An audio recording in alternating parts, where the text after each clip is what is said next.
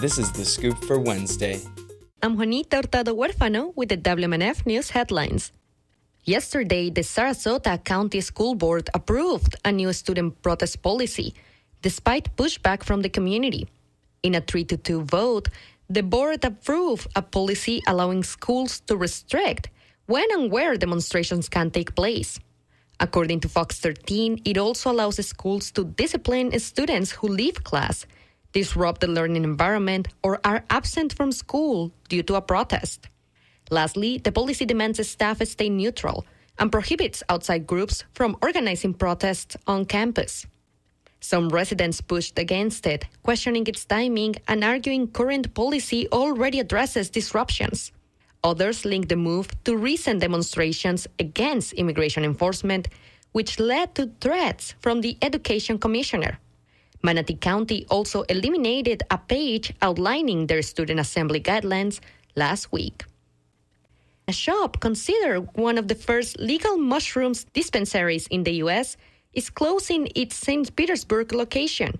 WMNF's Chris Young reports the store will close on Sunday. Chilla Mushroom and Hemp Dispensary offers hemp-derived cannabinoids, functional mushrooms, legal psychedelic-adjacent products, and harm reduction education. Carlos Ermida is the store's owner and founder. He cited a mix of factors including economic pressures, marketing troubles, and the evolving nature of the industry. We really are proud that we were in St. Pete. We quite happy to be a part of that community. We love that community. But it seems like that community has kind of changed. The Associated Press reports that Pinellas County lost almost 12,000 residents, the second most in the country last year. The store's flagship in Ybor City remains open, and they say they will continue their education program focused on psychedelic literacy. Chris Young, WMNF News. A federal judge refused to block the University of Florida's decision to deactivate its college Republican chapter.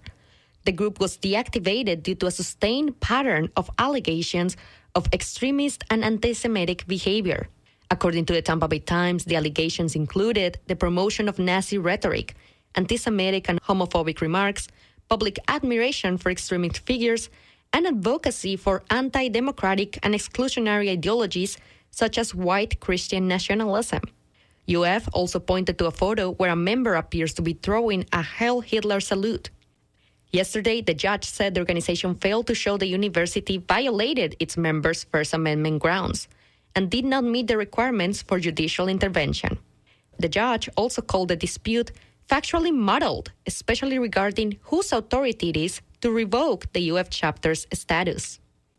Florida lawmakers are still delaying their budget preparation, while the schools are bracing for cuts. That's according to the Tampa Bay Times. In Pinellas County, the superintendent reviewed yesterday a plan to eliminate 320 instructional positions, over 100 support jobs, and 20 administration slots. He is also slashing every department's budget by 60%.